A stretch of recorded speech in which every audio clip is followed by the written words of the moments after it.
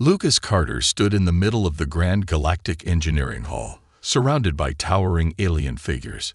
The hall was a masterpiece of technology, with holographic blueprints floating in the air and robotic assistants hovering silently.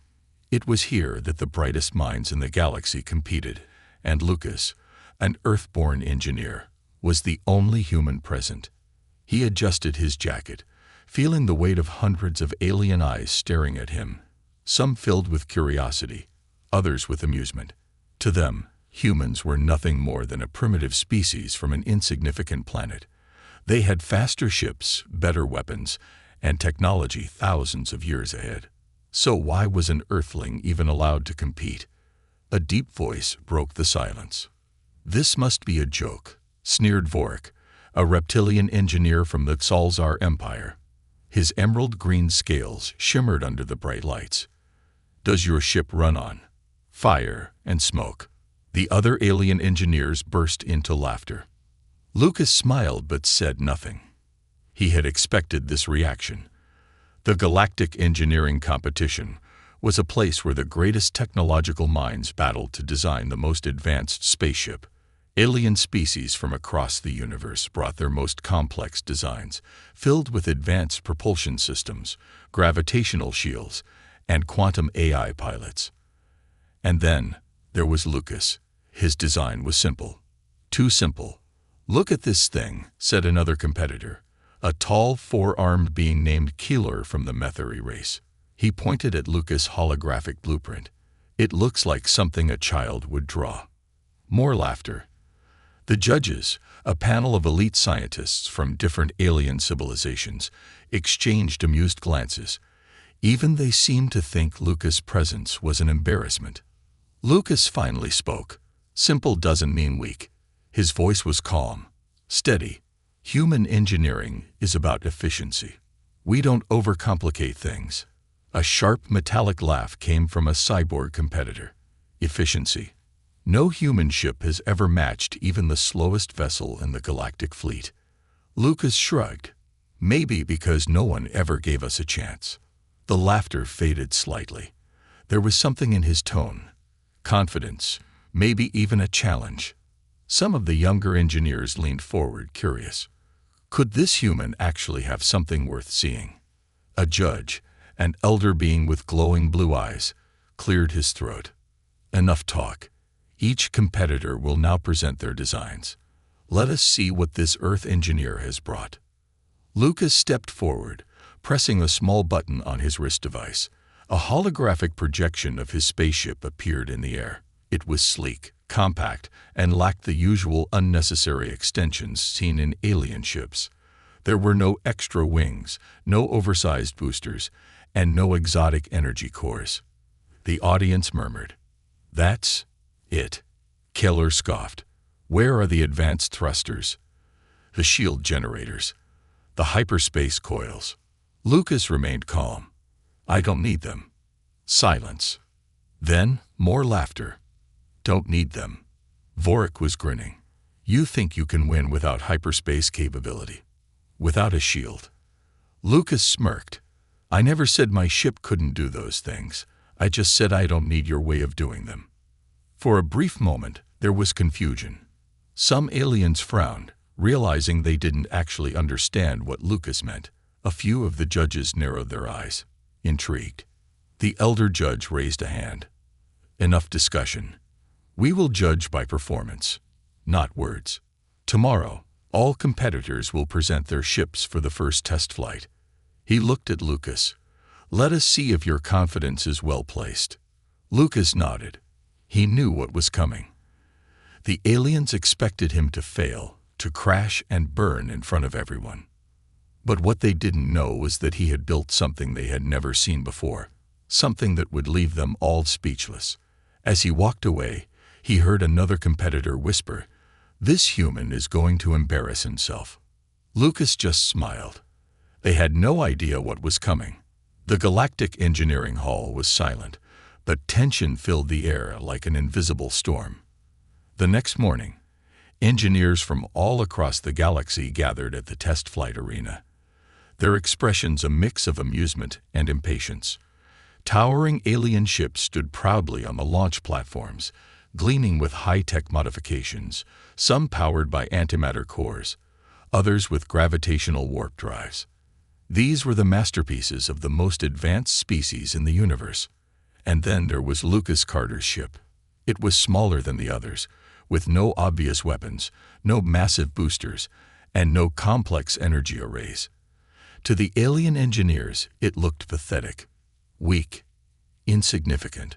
Vorik, the reptilian Zalzar engineer, let out a loud, exaggerated sigh. Why are we wasting time? The human ship is a joke. Let's move on to real competitors. The other engineers chuckled, nodding in agreement. Even some of the judges looked unimpressed. But Lucas stood next to his ship, calm as ever. His hands were tucked into the pockets of his worn-out jacket, and he had that same quiet smirk that annoyed his rivals. He didn't care about their laughter. He wasn't here to argue. He was here to prove them wrong. The lead judge, an elder being with glowing blue eyes, raised a hand. Silence. His voice echoed through the arena. All competitors will have their turn. Earth engineer, you may proceed. Lucas nodded. He placed his hand on the sleek metal of his ship, feeling the hum of energy beneath its surface. He had built this with his own hands. Every piece, every wire, every hidden feature. He had spent years perfecting it. And now, it was time. He stepped inside the cockpit, the interior lighting up as the ship recognized his presence. The alien engineers watched closely, expecting the ship to struggle, to stutter, to fail. Lucas activated the thrusters. There was no explosion, no deafening roar of power like the other ships. Instead, his craft silently lifted off the ground, hovering smoothly. It was weightless, effortless. The audience murmured. Some leaned forward. Vorik scoffed. That's it? No speed, no strength. Lucas ignored him. He gripped the controls and pushed forward. The ship vanished. A gasp spread through the audience. Aliens blinked in confusion, scanning the sky. The ship hadn't moved. It had disappeared. What? Where did he go? Someone whispered. A beeping sound from the judges' monitors made them turn. Their screens showed a flashing red dot. Lucas' ship had reappeared miles away, beyond the test zone. It had covered the distance in an instant. Impossible. No alien ship had ever achieved that level of speed, not without a visible jump gate, not without an energy surge, but Lucas had done it without any of that. Vorik's jaw tightened. It's a trick, he growled. There must be a hidden teleportation device. The lead judge narrowed his eyes, then activated his communicator. Lucas Carter returned to the platform immediately. A second later, Lucas' ship blinked back into place, appearing exactly where it had been before. The crowd stirred. Lucas' voice came through the speakers, smooth and confident. Teleportation. No, just engineering. The silence that followed was different now, no longer filled with mockery. This was something else. Suspicion, curiosity, maybe even a little fear. Lucas stepped out of his ship, stretching like he had just finished a casual drive. He could feel their stares. You cheated, Vorik spat, stepping forward. His reptilian eyes glowed with frustration. That kind of movement is impossible. No ship can do that. What is this technology? Lucas tilted his head. You wouldn't believe me if I told you. The lead judge studied him carefully. Explain. Lucas placed a hand on the hull of his ship. You all build ships based on your understanding of physics. You focus on power, energy, and brute force. But humans, we think differently. The engineers around him muttered.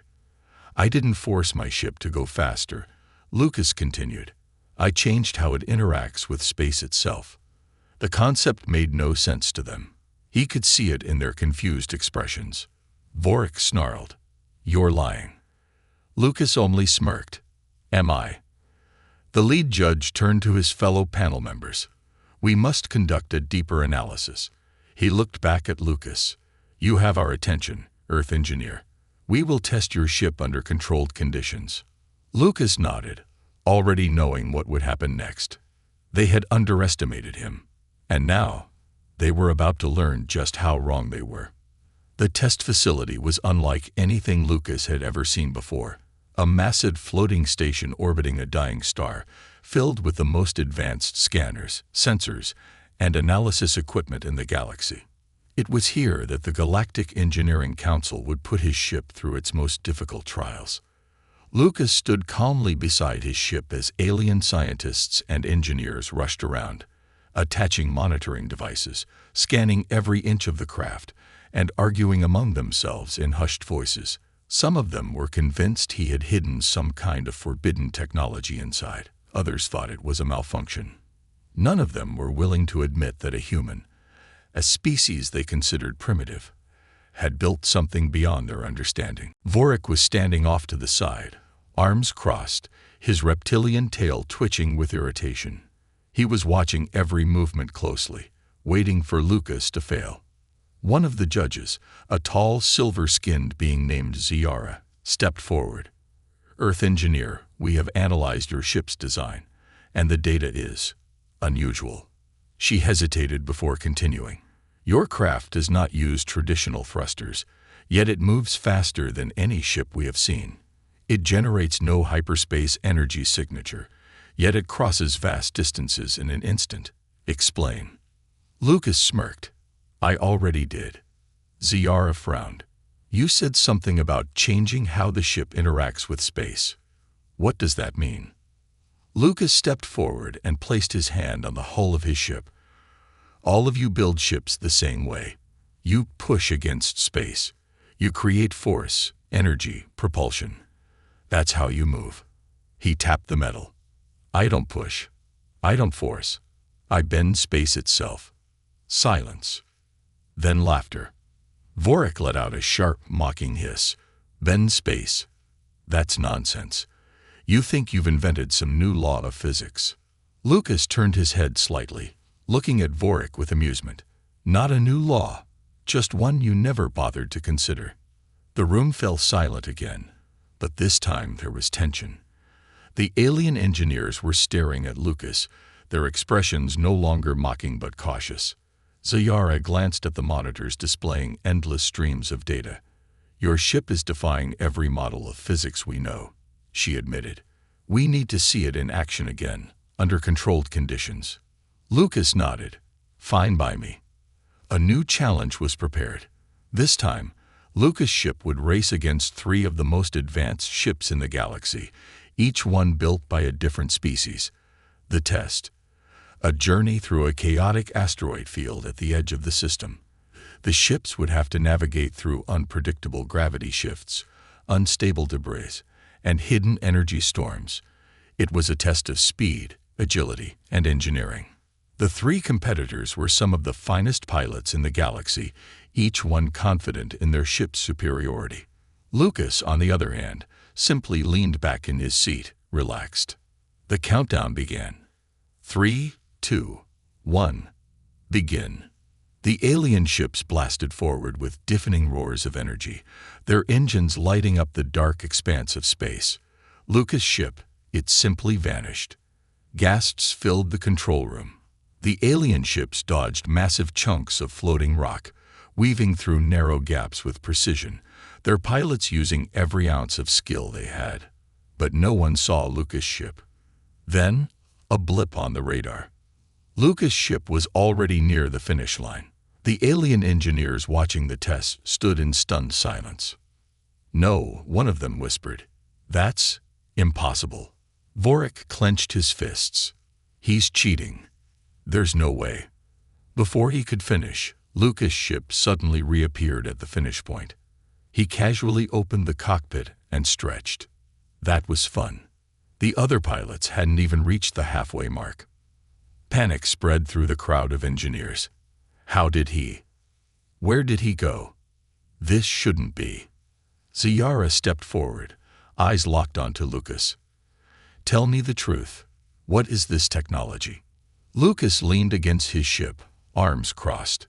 "You all rely on brute force. You force your way through space. You fight against physics." He tapped the hull of his craft. I don't. I work with it. I let space move around me instead of forcing my way through it. The aliens didn't understand. They couldn't. Their entire way of thinking was based on overwhelming energy, speed, and power. The idea that someone could move without force was beyond their imagination. Vorik stepped forward, glaring at Lucas. Your ship, he growled, pointing a clawed finger, is a threat to the entire balance of galactic power. Lucas shrugged. Maybe. Or maybe you all just got too comfortable thinking you were the smartest ones in the universe. The realization hit them all at once. The balance of power was shifting. And it was all because of a single human engineer from Earth. The room was no longer filled with laughter. The alien engineers, the judges, even the pilots, everyone was staring at Lucas' ship like it was some kind of forbidden artifact. The silence was thick with unspoken fear. This wasn't just an impressive invention. This was a threat to everything they knew about space travel. Lucas could see it in their faces, the way their expressions had shifted from amusement to unease. He leaned against his ship, arms crossed, completely at ease. So, he said, breaking the silence. What's next? Ziara, the silver-skinned judge, was the first to regain her composure. She turned to the council members, her voice steady but cautious. We need to conduct further tests. If this technology is real, it changes everything. One of the council members, a towering insectoid being with crystalline eyes, buzzed in agreement.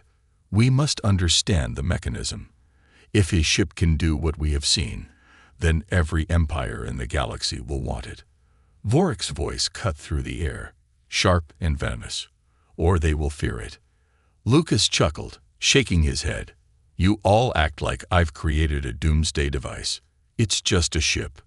Vorik stepped forward, his reptilian tail lashing behind him. No, it's not just a ship. It's a weapon. A ship that moves without propulsion, faster than anything we have, without being detected.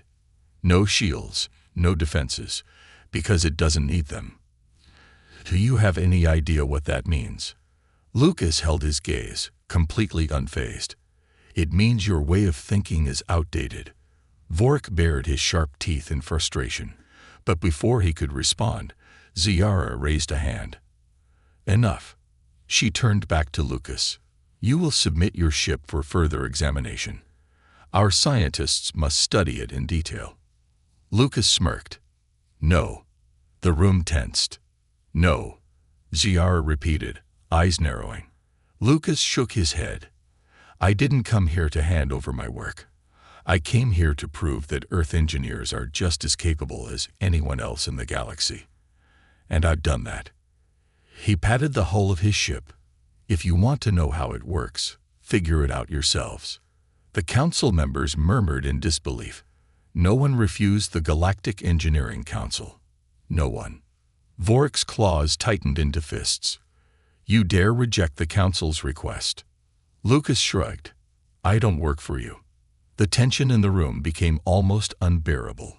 The alien engineers weren't sure whether to be outraged or impressed. Ziara studied Lucas carefully. Do you understand what you are doing? If you refuse to share this technology, others will try to take it. You've already seen how much power it holds. You will not be safe. Lucas tilted his head. Oh, and who's gonna stop me? You? Ziara didn't answer. Because the truth was, they couldn't stop him.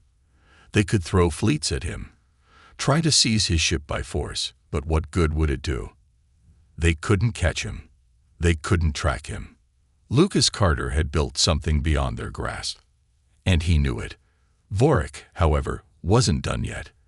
His cold, calculating mind was already working on another angle.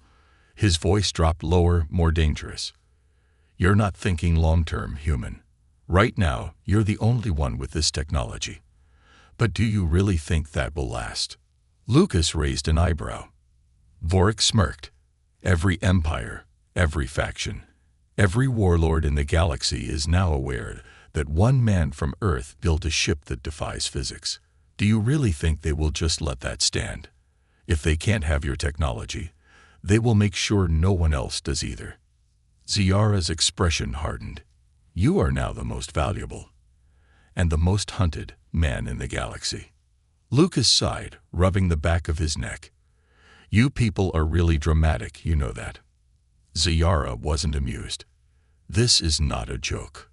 Lucas met her gaze, his expression finally turning serious. I know it's not. He looked around the room, at the uneasy engineers, the scheming council members, the worried pilots. He had expected resistance, but he hadn't expected this level of paranoia. He had thought proving himself would be enough. Clearly, he had underestimated just how much fear innovation could create. Vorik stepped closer, his voice almost a whisper. You think you're free, but you're not. You think you can just leave and fly wherever you want. The second you step out of this facility, you'll have bounty hunters on your trail. Assassins. Governments will label you a security threat. You won't be able to land on any civilized world without being arrested or worse. And if you think Earth will protect you, he let out a cruel laugh. You're a fool. Lucas stared at him, unblinking. Vorik's smirk widened. The second Earth realizes what you've built, they'll come for you too. They'll dismantle your ship, steal your research, and bury your name so deep no one will ever know you existed. He leaned in. You have no allies, human. For a long moment, Lucas said nothing. Then he let out a slow, amused chuckle. Vorik's smirk faltered. What's so funny? Lucas pushed off from his ship and walked past him, shaking his head. You really think I didn't plan for this? Vorik turned to watch him, suspicion creeping into his eyes. What are you talking about? Lucas stopped at the doorway, glancing over his shoulder. You're right about one thing, Vorik. I'm the most hunted man in the galaxy now. His smirk returned, sharper this time. But what makes you think I'm the only one with this technology? Vorik's eyes widened. What? Lucas turned and walked out of the room, leaving behind a stunned silence. And for the first time, the Galactic Engineering Council realized that Lucas Carter wasn't just an engineer. He was a revolution. The moment Lucas stepped out of the testing facility, he knew things had changed. Before, he was just an Earth engineer looking to prove himself. Now he was something far more dangerous, a man holding technology that could upend the entire galactic balance. And judging by the way security drones followed his every move, the Council wasn't planning to let him just walk away. He smirked. Too bad for them. His ship, the Horizon, was already preparing for takeoff. The sleek, dark hull gleamed under the station's artificial lights as he casually made his way up the ramp. He could feel the eyes of the Council's guards on him. Lucas wasn't worried. He tapped his earpiece. Tell me we're good to go. A voice crackled through the connection. A voice he trusted more than anyone in the universe. Good to go. Lucas, I had dinner, took a nap, and read a book while waiting for you. Let's get out of here. Lucas chuckled. Naomi Blake. The best hacker he had ever met. No, scratch that. One of the best minds humanity had ever produced. And lucky for him, she was on his side. He stepped into the ship, closing the ramp behind him. As soon as the doors sealed, Naomi's face popped up on the main display. Her dark curls were pulled back, and she had a lollipop in her mouth. So, are we running, or are we blowing something up on the way out? Lucas grinned. Depends. How much trouble are we in? Naomi tapped on her console, reading through several data streams. Well, let's see. The Council has marked you as a potential threat to galactic stability. There's a price on your head, though not high enough to attract serious bounty hunters yet. Oh, and Vorik. He just called in a squad of Zarquin assassins to track you down. Lucas raised an eyebrow. Zarquin. Fancy.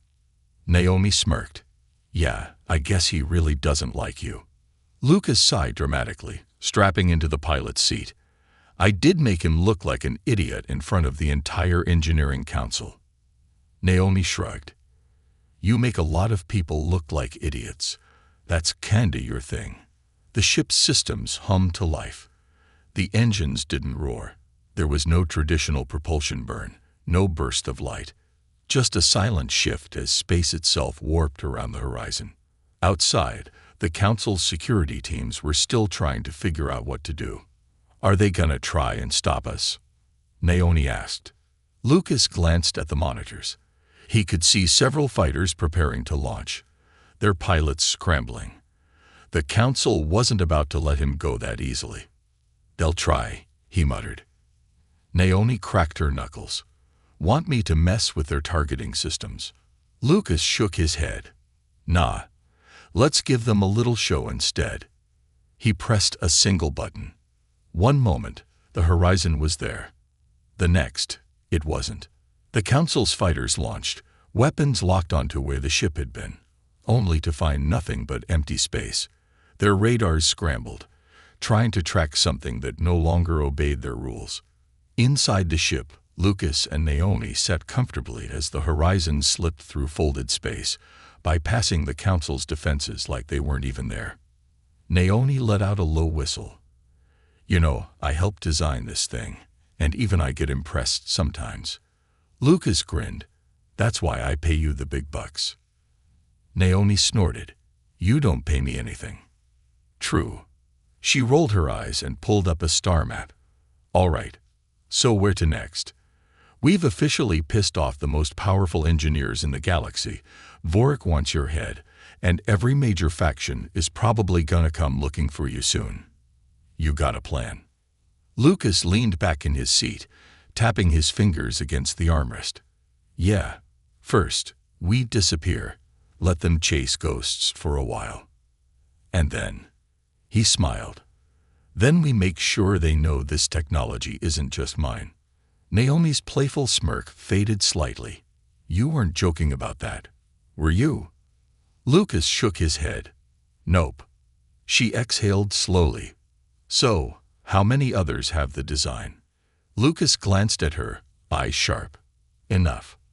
Naomi sat back, staring at him. "Damn, Lucas, you're really about to change everything, aren't you?" Lucas turned his attention back to the stars. "No," he said. "We already did." Drovin turned toward them, his deep voice carrying weight. "It is already too late for control. The only path forward is eradication." Ziara clenched her jaw. She hated this. Lucas had broken the Council's rules, but this was war against a single man. And yet she knew the truth. Lucas Carter was no longer just a rogue engineer. He was a movement, and movements could topple empires, somewhere beyond the Council's reach. Lucas Carter sat at the helm of the horizon, his gaze fixed on the glowing holomap before him. The ship drifted silently through the void, hidden deep within the shattered remains of a long-forgotten asteroid belt.